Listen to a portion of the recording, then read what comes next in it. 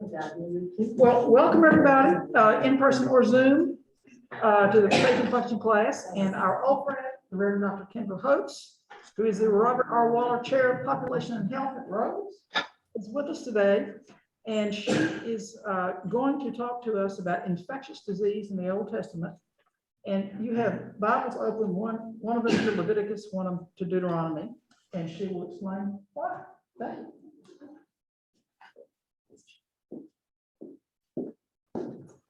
Good morning, everyone. Let me just, I just became aware that a few of you haven't heard about this, and I wanted to share it because it's part of what's going on in my life, and we'll have a prayer together. Last Sunday at about 5 in the morning, a Rhodes College student was murdered in his own home. It was part of a home invasion. And I was just sharing with a few of you, this has been the hardest week of my life in higher education. I've been doing this for 24 years, and I've never had a week harder than this. I went through 9/11 with students. I was the one who announced 9/11 to students who hadn't rolled out of bed until 10 a.m. and so didn't know what had happened. And that was not as hard as this has been. And so I hope that you are keeping the college in your prayers, and especially these young people. This is, for a year and a half, their lives have been just really disrupted. And I think coming back, there was this real hope that we got something normal and something joyful. And this has just been so destructive. And of course, remember the family. But it's a hard time right now. So I appreciate your prayers. Let's pray.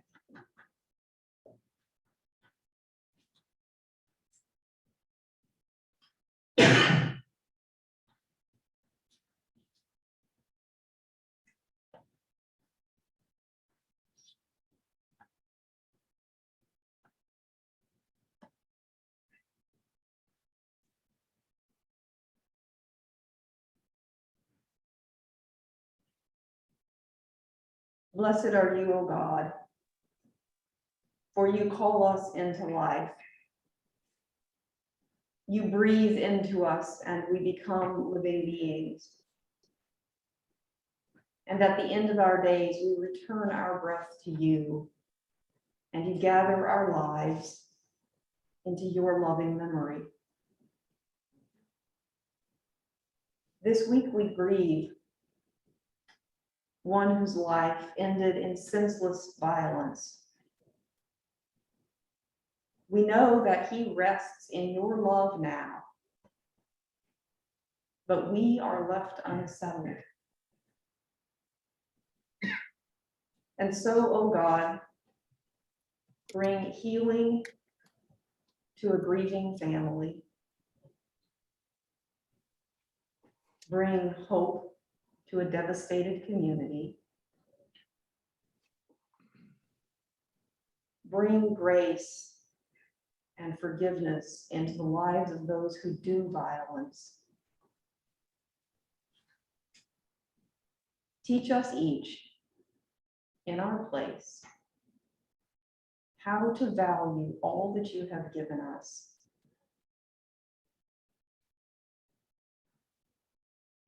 And bless us now as we enter conversation with your saints of centuries gone by, as we seek their wisdom,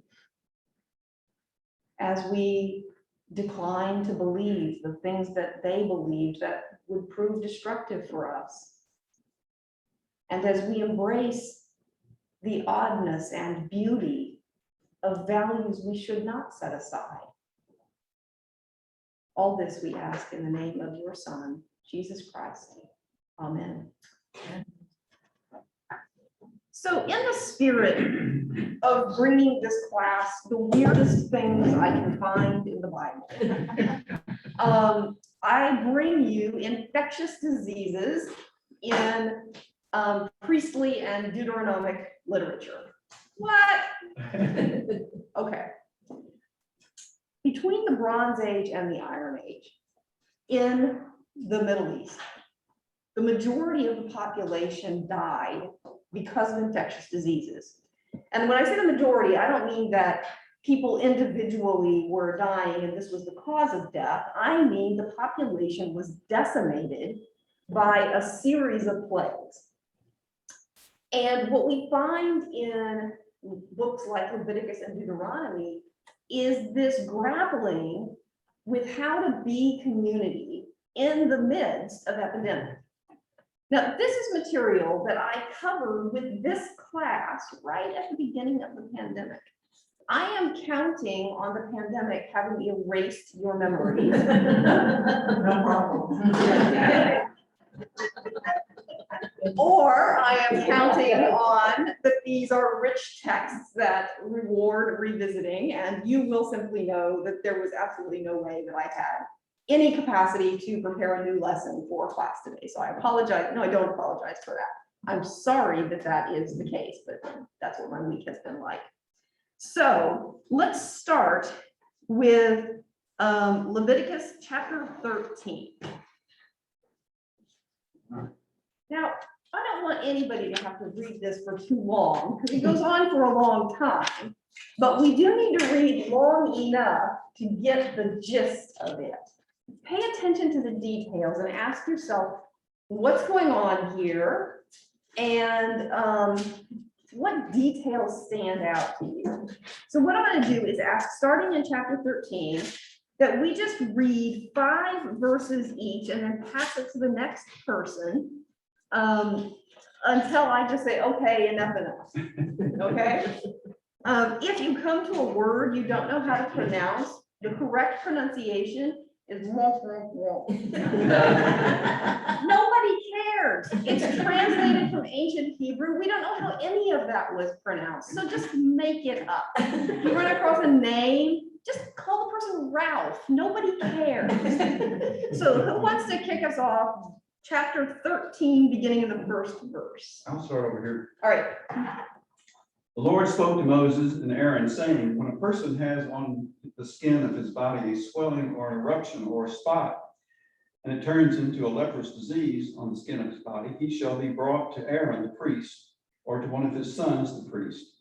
The priest shall examine the disease on the skin of his body and the hair in the diseased area.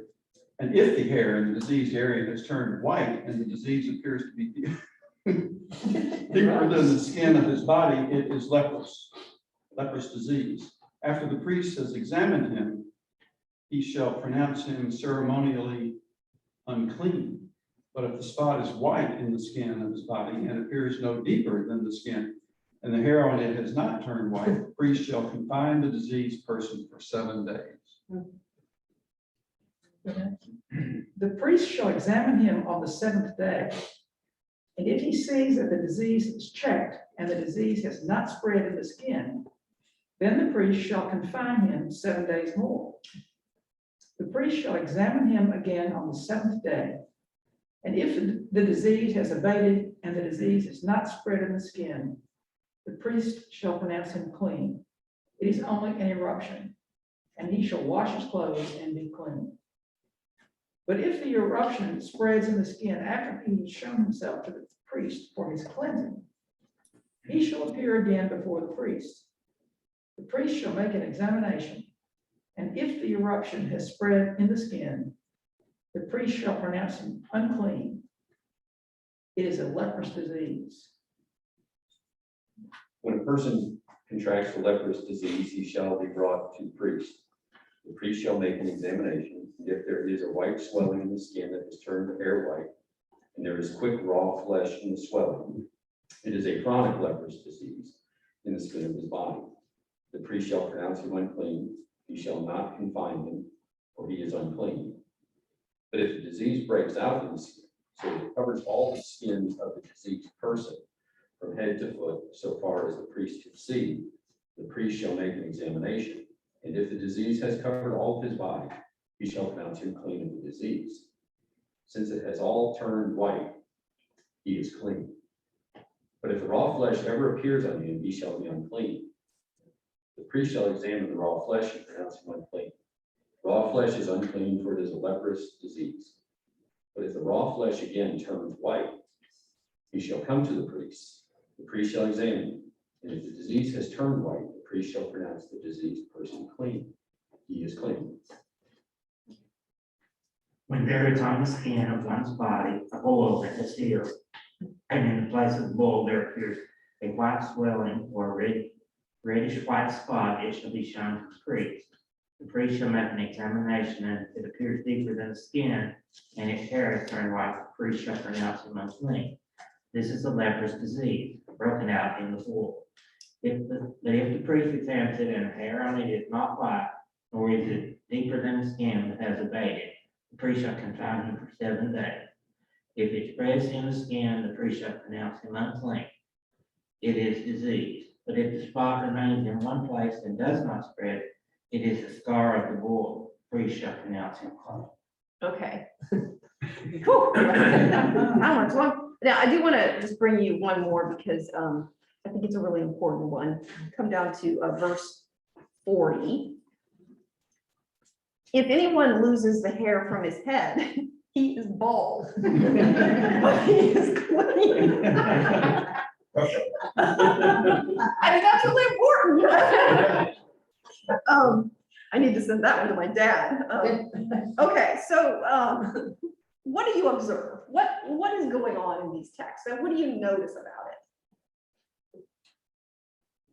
Detail, Detail, say more. on and on about very fine points and distinctions between this and that and the other. Yeah, yeah. Is anybody trained in medicine here? Sounds like medical training. It sounds like medical training, yeah. It is very detailed, and we make a distinction, did it turn white or not? Did it spread or not? Did it cover the whole body or not? Does it look like it goes below the level of the skin, or is it just on the surface of the skin, right? It's very detailed. Okay, what else do you notice? But the priest is the boss. Everything is decided by him. The priest is the one who makes these decisions. What does that tell you about the priest? Well, he should be as trained in medicine as anybody in the community. Yes, he should be trained in medicine, right? The priest is a medical provider. Okay, in fact, he's more trained, and it's always he in this period, he's more trained in medicine than the rest of the community. That's part of what it means to be a priest. You're in charge of healing. Okay, what else do you notice? Everything's leprosy. Everything's leprosy. Their big concern is leprosy. Now, that's a really unfortunate translation because it's not about leprosy. What they're looking at are infectious diseases that show up on the skin. So any infectious disease that shows up on the skin, or anything that shows up on the skin that might be infectious. And they know there's a difference between smallpox and acne.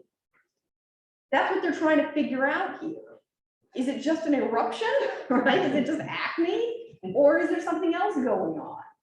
Okay, so everything's leprosy, and that is just a catch-all term for any infectious disease whose symptoms show up on the skin. Okay, what else do you notice?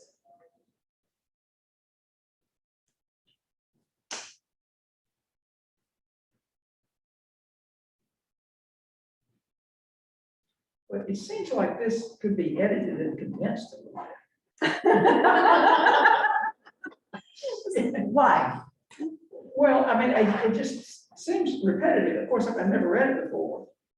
But you could think you could kind of list stuff that needs attention and stuff that doesn't. Okay, maybe they could like learn bullet points, right? Ancient punctuation was not great. Right. In fact, they didn't even separate words. So yeah, they needed some help with punctuation. An editor would be good. The pronoun is male.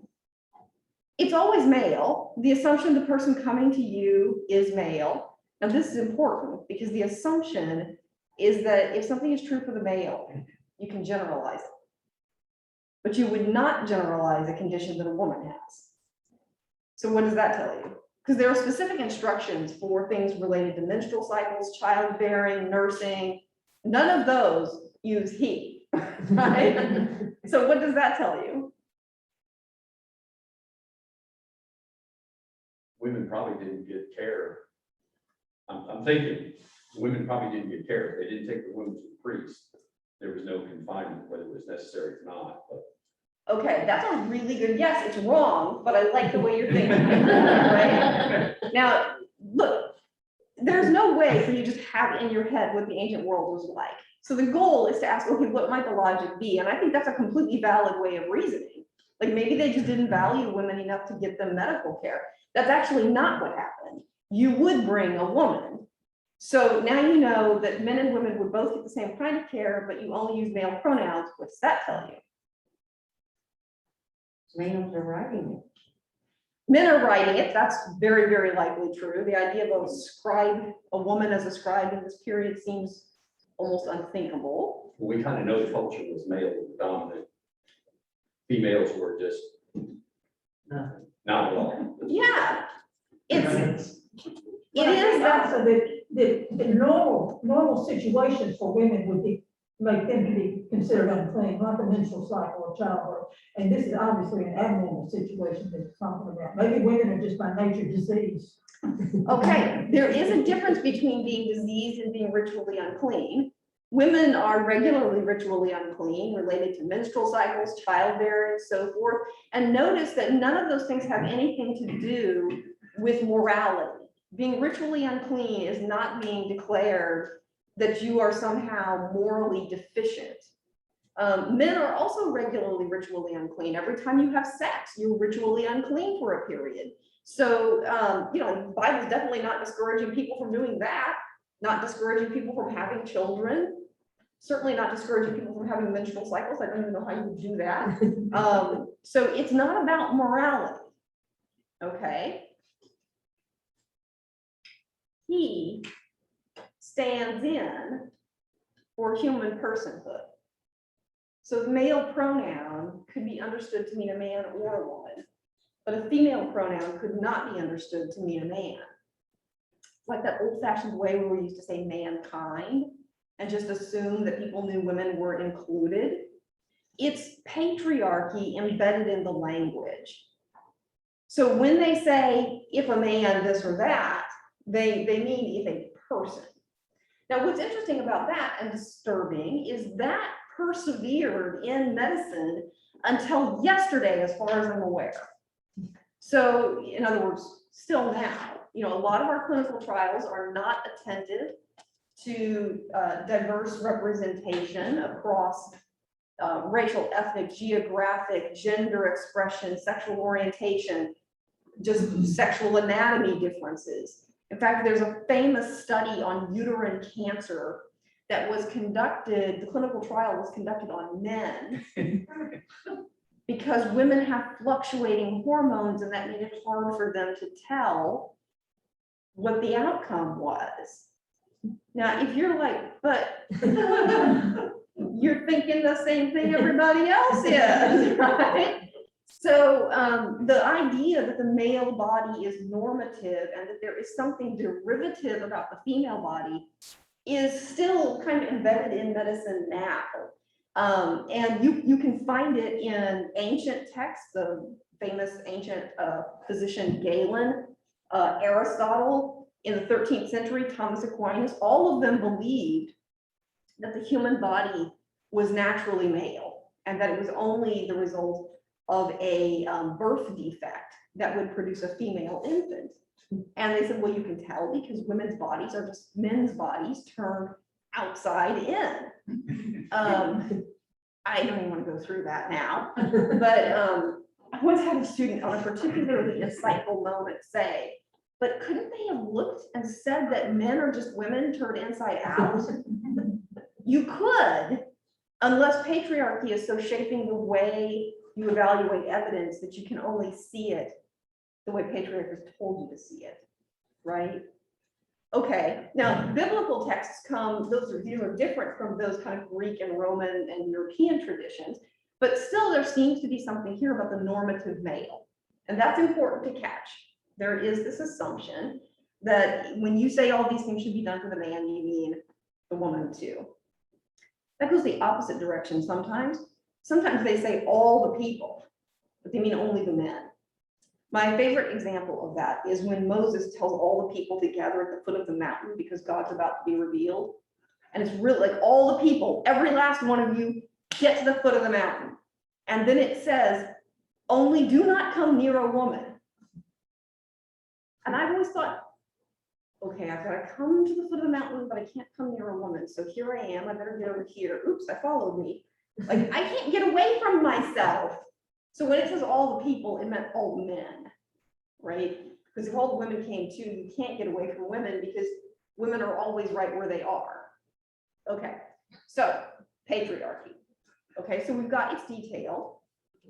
The priest is a healer, that it's patriarchal. We had something else. What was another detail we had? Oh, cleanliness, ritual cleanliness. That's not about morality.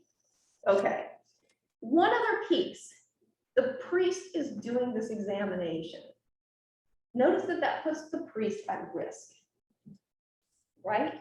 That's, I think, a really important piece of the puzzle, that the priest takes this risk on behalf of the community. Now, what's the point of declaring somebody ritually unclean? What's the point of confinement and all of that? 7 days, you test again, another 7 days. What's all that about? So it won't spread. So it won't spread, right? This is quarantine. What they're doing is quarantining someone. And notice they make a distinction between a temporary quarantine and a permanent one.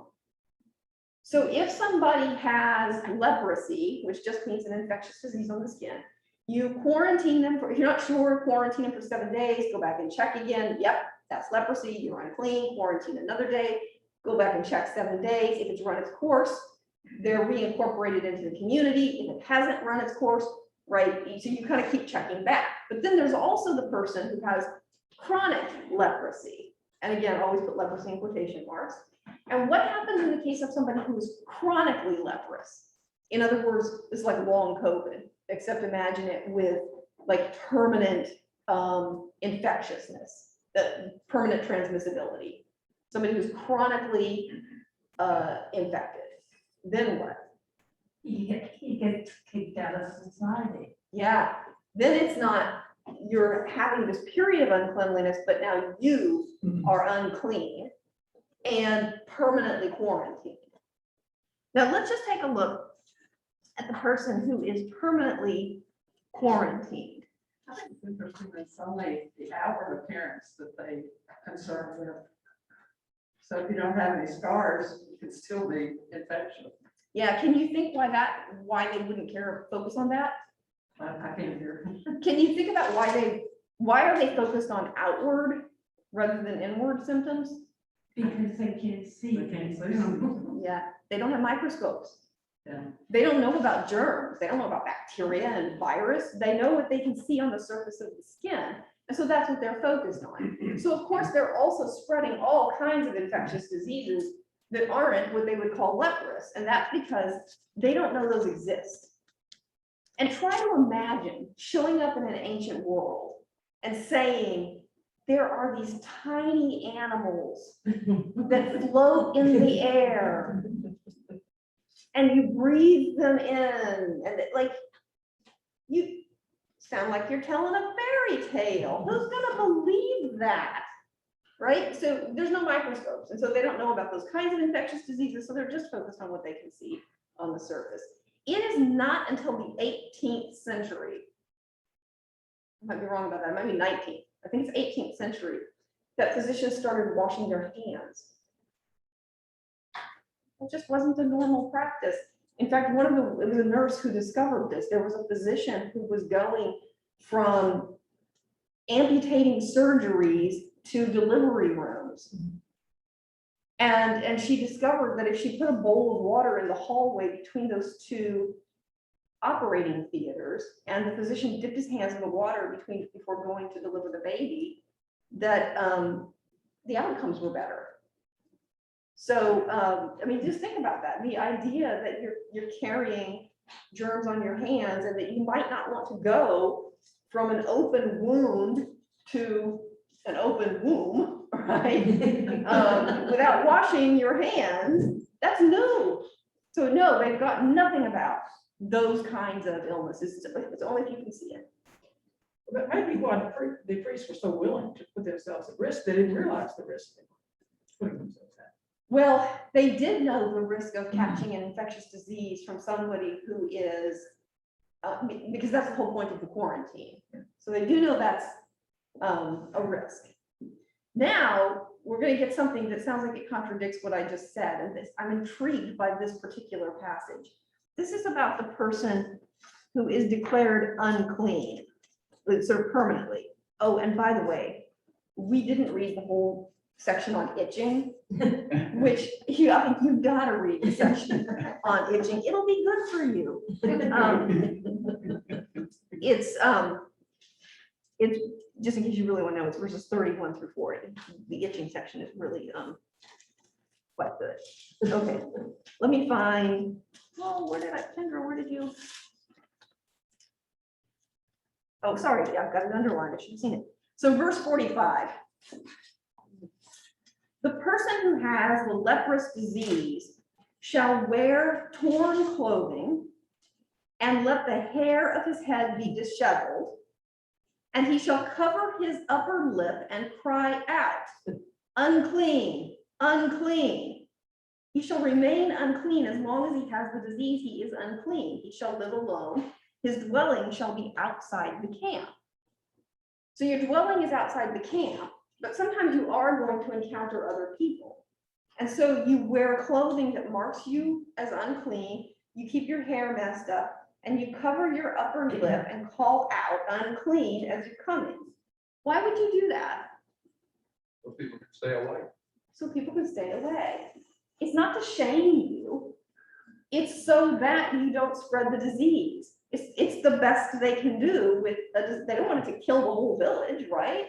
So it's not designed to be shameful for the person. It's designed to let people know. This is the piece that intrigues me. Unclean, unclean. What are you doing? Wearing a mask. It's a mask, right? It's a mask. So I'm gonna say this in church. Hello, idiots of Tennessee. They knew about masks in antiquity, and apparently they work. So please, just so anyway, the only thing is this guy is wearing a mask this way, and this is making me crazy. So if you're around people who aren't aware, your nose is actually connected to your respiratory system. So wearing your mask down here doesn't actually help. Okay, sorry, that's not in Leviticus. Thought you needed to know that. My mom had a whole book of the Bible that contained things that aren't in the Bible that should be. She called it the Book of Hesitations. And she would just add stuff to the Bible that needed to be added. And so it shall be. And lo, he said unto them, your nose is connected to your lungs, and so your mask must cover it. Okay. All right. But didn't the unclean people come to think of themselves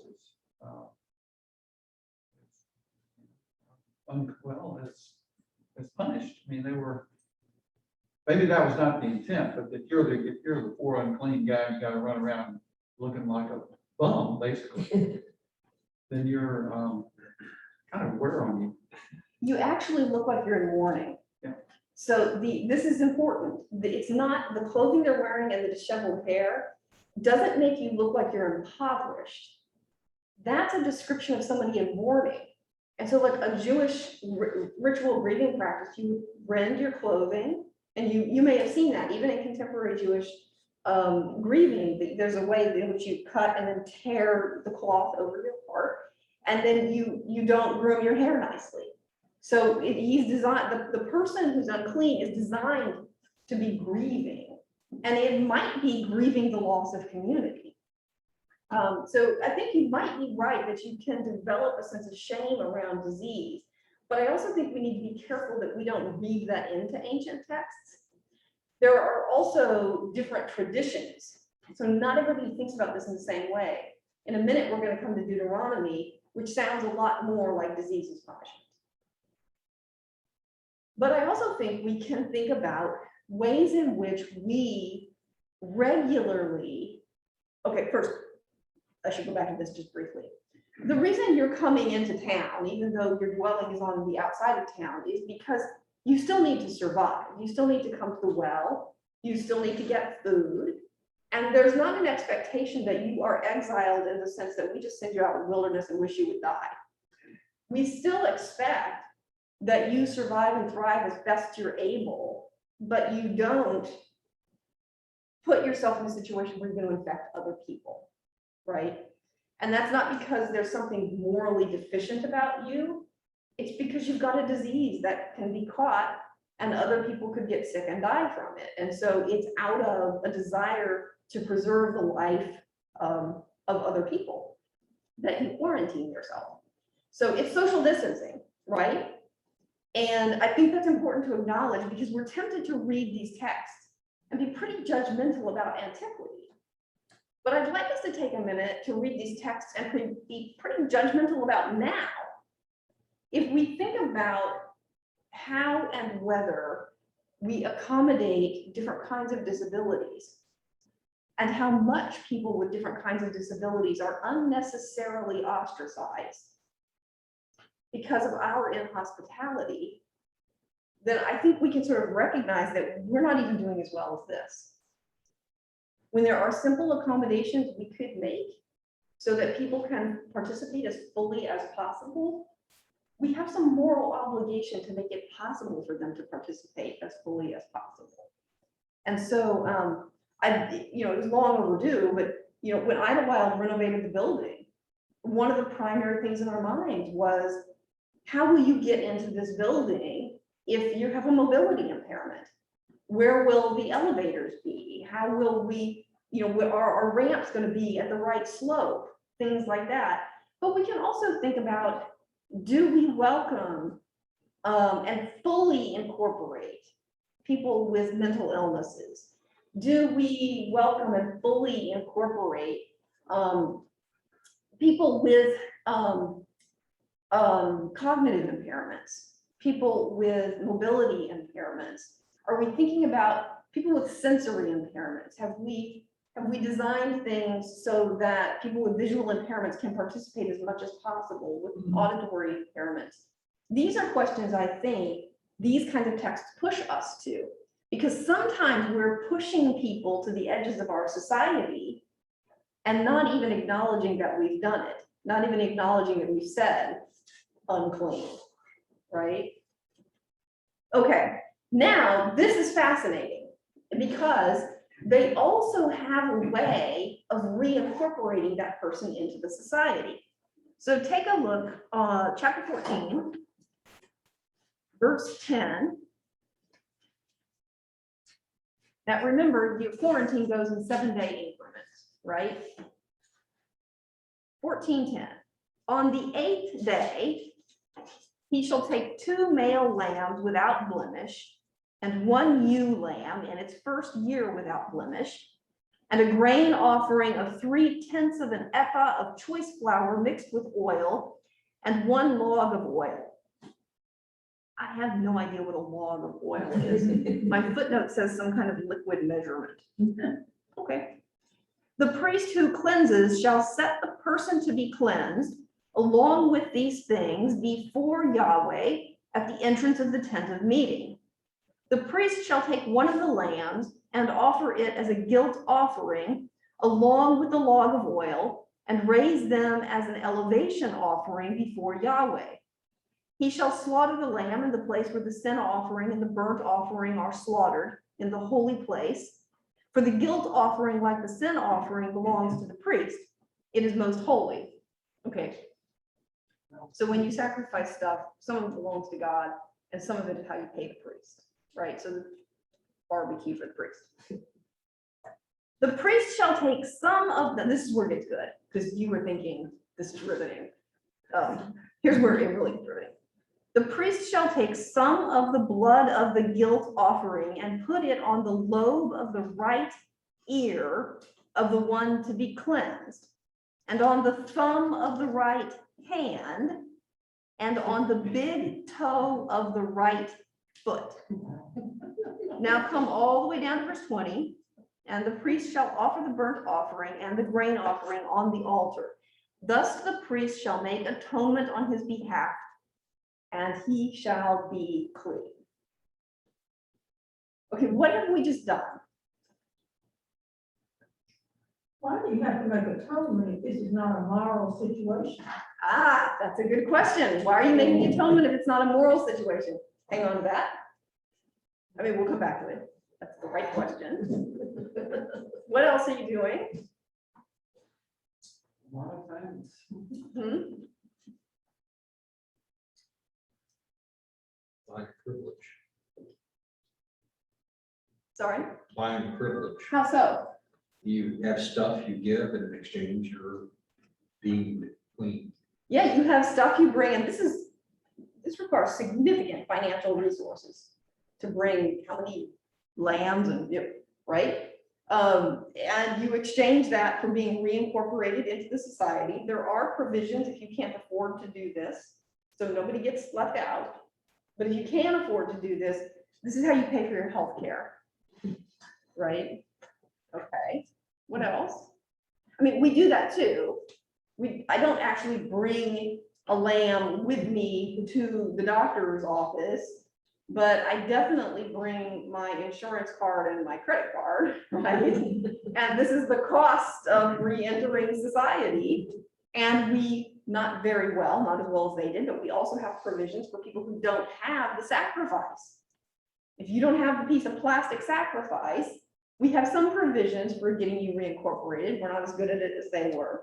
We do basically the same thing. What else are we doing? We're paying. We are, You're thanking. hmm? Aren't you being thankful? You're expressing gratitude. Yep. He does this, I don't know if it's in front of everybody or if it's just in the regular place at the tent where they do stuff, but you know, you do this kind of in front of people so they can see that you're going to be clean now. Yeah, we're publicly saying he's okay now. He can wash his hair and wear clothing that isn't torn, and he doesn't have to cover his mouth anymore. He's okay now. So it's a public declaration that you should stop avoiding this person. You don't want the stigma of contagion to stick with someone who's not contagious. And so part of what they're doing here is a public acknowledgement that this person is now reincorporated. So it's not designed to shame the person. It's designed to communicate to the rest of the world that this person isn't contagious anymore, and there's no stigma associated. Now, your question is, but why are we making atonement? So I won't ask you to flip here, but I'll tell you. This is Exodus chapter 29. This is the same author. So Leviticus is written by the priestly author. Parts of Exodus are written by the priestly author. Other parts of it are written by the Yahwistic author. Don't worry about that. This part of Exodus is written by the priestly author. So it's the same author that wrote that thing in Leviticus. This is chapter 29 of Exodus.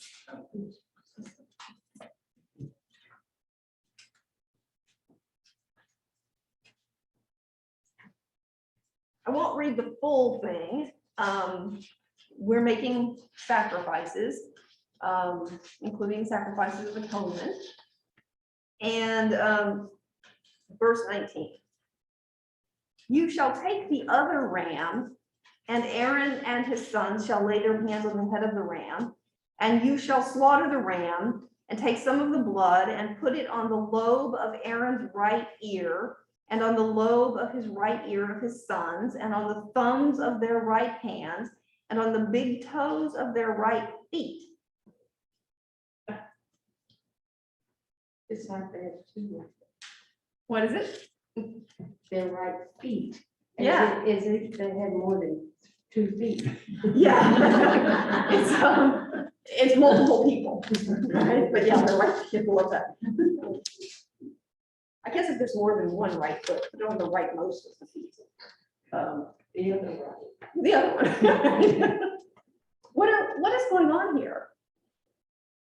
Who are Aaron and his sons? Priests. These are the priests. This is an ordination service. This is the only other place in the entire Bible where a sacrifice is made in conjunction with this particular ritual. blood on the ear, blood on the thumb, blood on the toe. The only other place it happens. So wait a minute. Why? What does that tell you about disease? What does it tell you about priests? What does it tell you about Israel? It's pretty amazing, I think, that they're equating the healing of this person to, the highest, one of the highest rituals that they can do. Yeah, That's pretty, I don't know about everybody else, but I thought the guy that's running around saying, I'm unclean, I'm unclean, I'm unclean, just totally shamed, totally ostracized. So this has been a good lesson. yeah. Even pre-pandemic, when I had a cold, I can remember saying to people, oh, sorry, I'm not gonna shake hands today.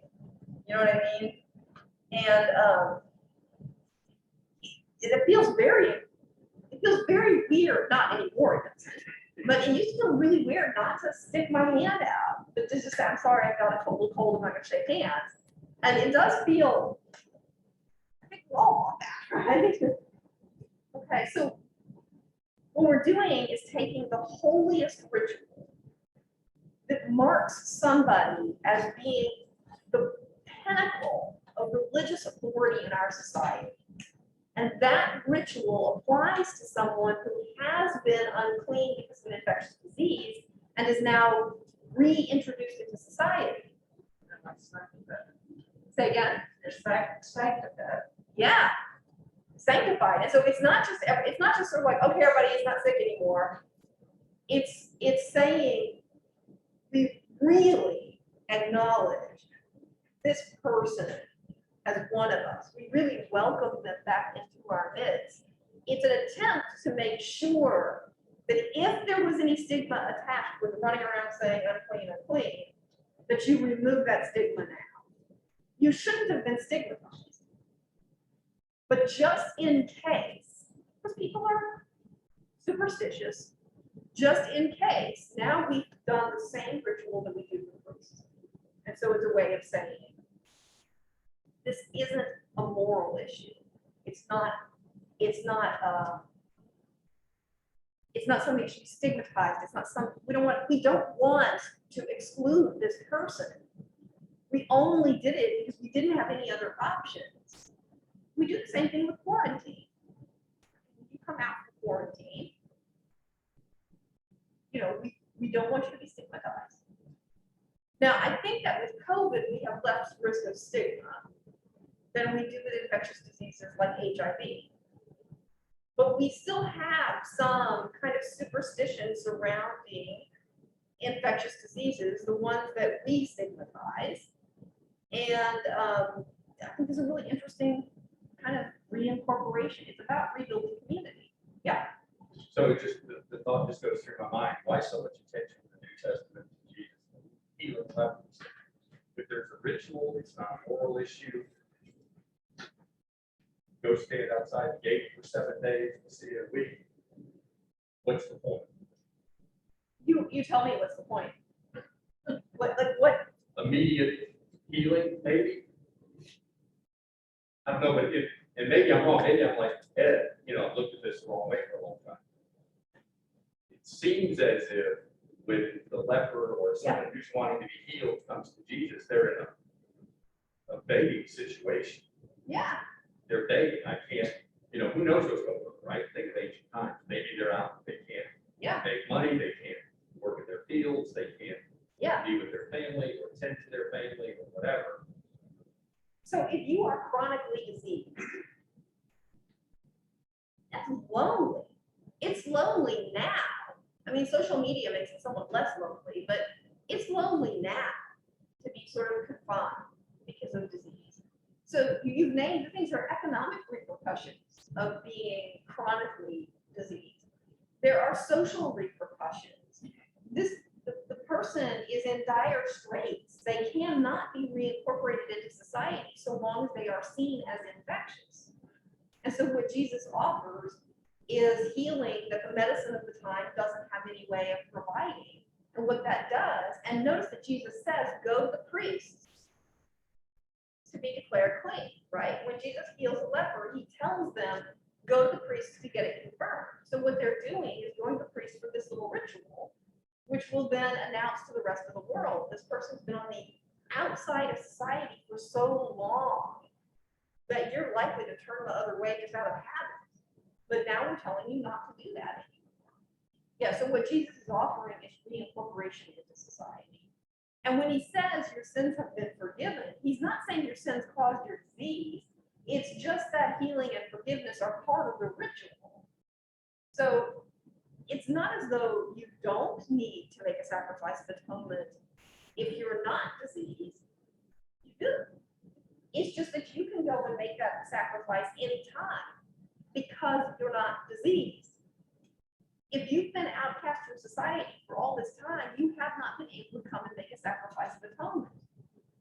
Now you can do that because you're not diseased anymore. You getting the logic of it? So the logic is not you atone for your sins and that's why you get healed. It's you got healed and now we can do the atonement sacrifice, right? But yeah, I think we've all been so trained to read this. Partly we've been trained out of an anti-Jewish horizon of meaning. We've been trained that the God of the Old Testament is somehow more wrathful than the God of the New Testament, as though it's not the same God. We've been trained to read ancient societies as backward. And when we look really carefully, what we find is without modern medicine, they're doing their dead level best to protect the community. It's a public health measure. And we, with modern medicine, aren't doing very much better, right? We might be doing better at containing and treating diseases, but we're not doing very much better at incorporating people in the community and making sure people who don't have a ram to sacrifice also have a way of getting health care. That's my experience. Okay, so that is the priestly author. Now, with very, very little time left, let's go and have a look at Deuteronomy. So this is a different author. In case I haven't made it clear, Moses didn't write any of this. I know there's an old tradition that says Moses wrote the first 5 books of the Bible. He didn't. His death is narrated at the end of this, so that'd be a neat trick. It never claims that Moses wrote it. So wherever that tradition came from, it's wrong and unhelpful. There are multiple authors in these first 5 books. We've been looking at P, the author. Now we're going to look at D, the Deuteronomistic author, who very conveniently wrote the book of Deuteronomy. The person was not named the Deuteronomist, right? Sometimes I'll get a student who's like, wow, that's an interesting name. Okay, so this is chapter 28. And right before the people come into the promised land. And this is a very different model from the priestly model. And it's also not nearly as bad as it sounds when you first read it. Okay.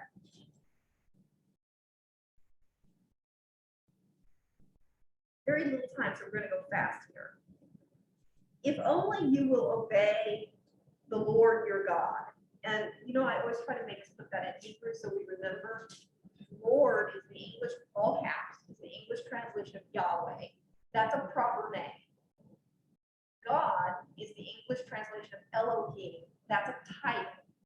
So just like you might say King James or James the King, you could say Yahweh, the Elohim of Israel, right?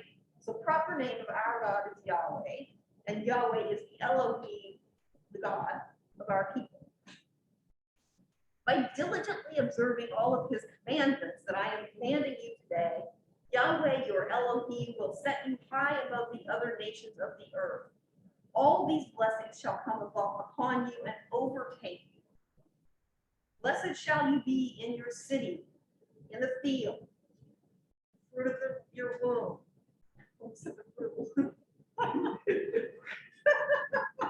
Oh, sorry.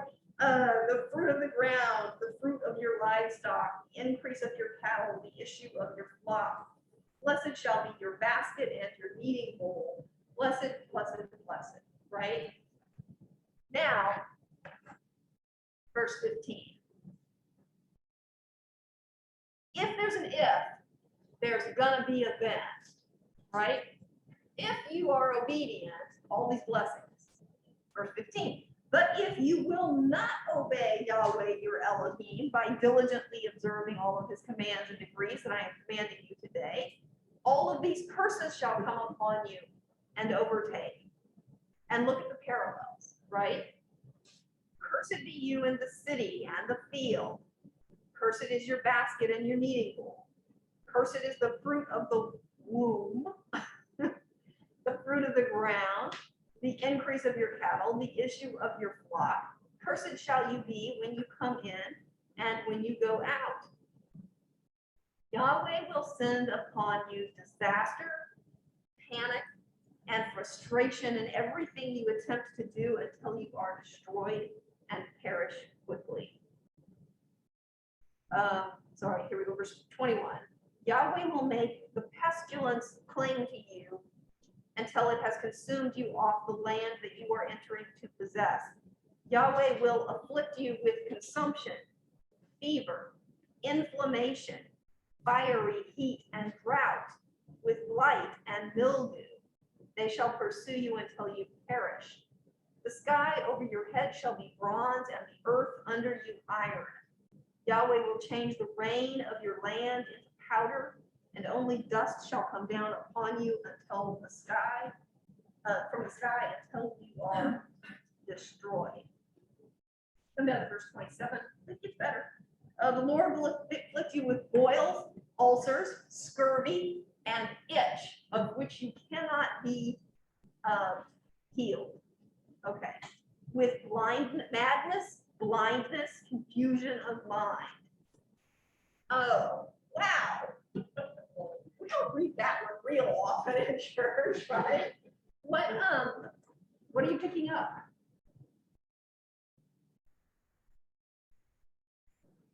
He's trying to scare the hell out of Yeah, I mean, quite literally, right? You're trying to scare the audience. These are terrible things that will happen. Okay, what else? You deserve all these things. You deserve it. Why do you deserve it? I don't know. Oh, no, that was actually telling. Because when I said, why do you deserve it? You thought I meant you, right? I do deserve it, all right. So when it says when these things happen, you deserve it, it's the plural you, right? Moses is saying, y'all deserve it. We need that to be formalized in English. I mean, that's the way this translation should read. It's why do you deserve it? It's why do y'all, why does the community deserve this? Because of your because of they were disobedient. If you're disobedient, then all these bad things happen and y'all deserve it. What do you deserve? What are the bad things you deserve?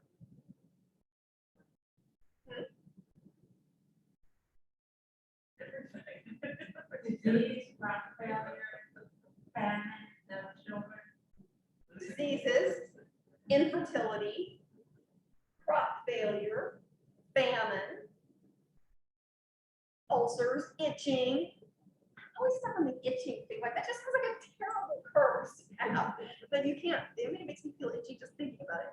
Okay. Isn't it real difficult? And the benefits, it didn't sound like it was your fault that you got leprosy. It sounds like it's your fault. Yeah, Leviticus does not imply that disease is something you've done wrong.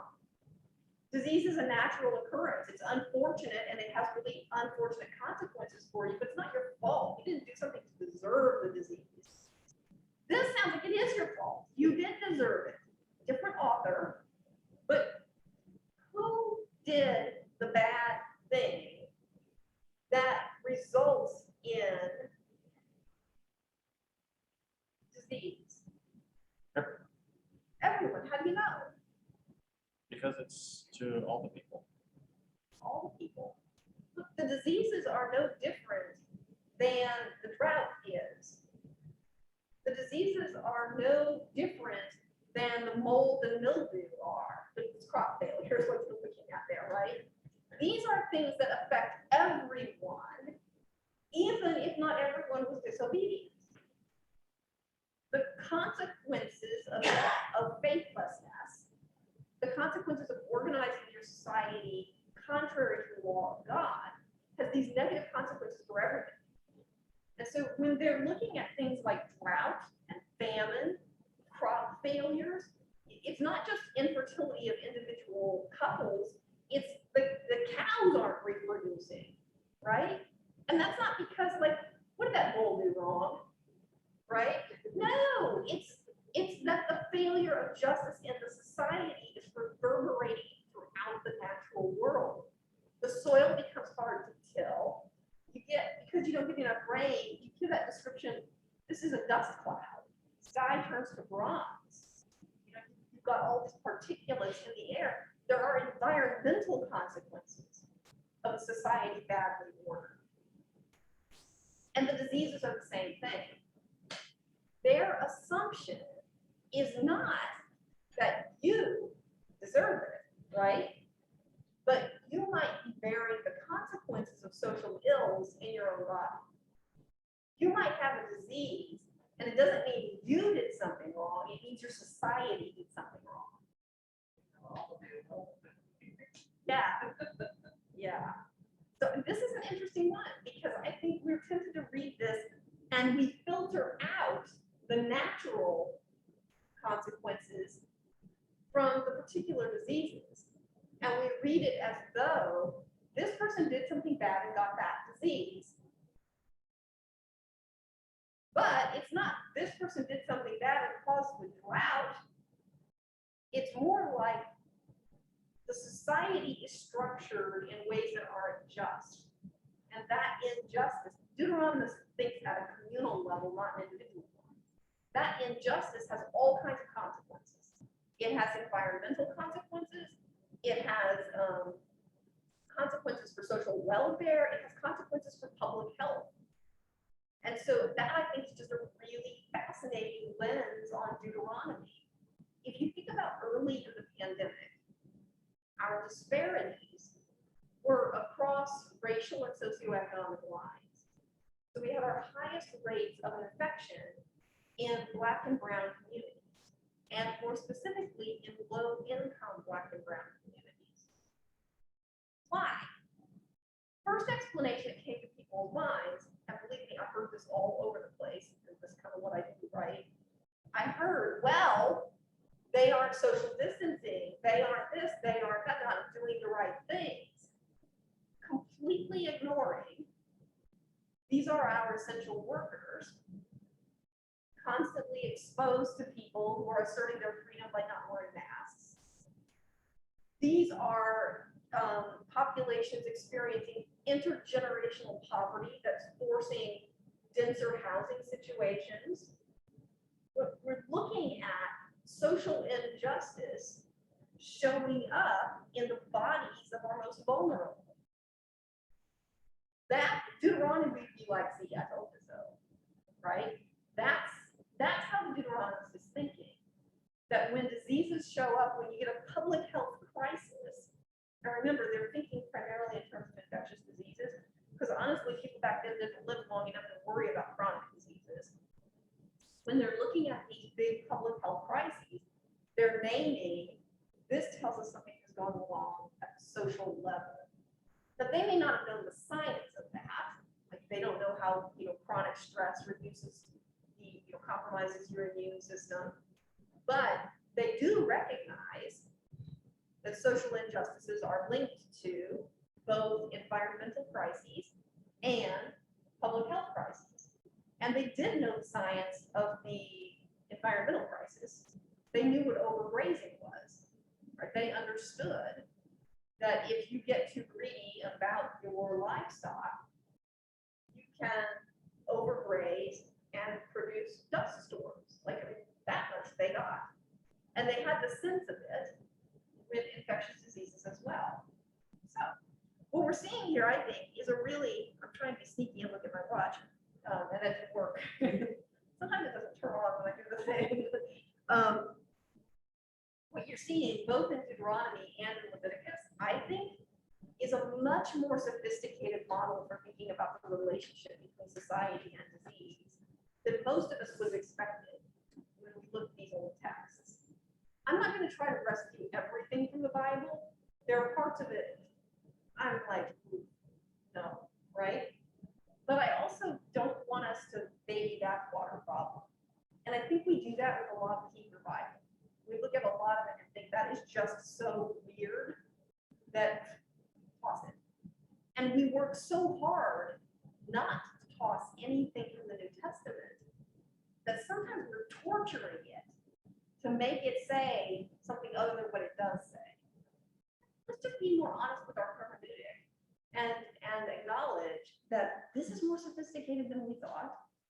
And sometimes the New Testament is not as kind as we wish it were. Okay, thank you, everybody.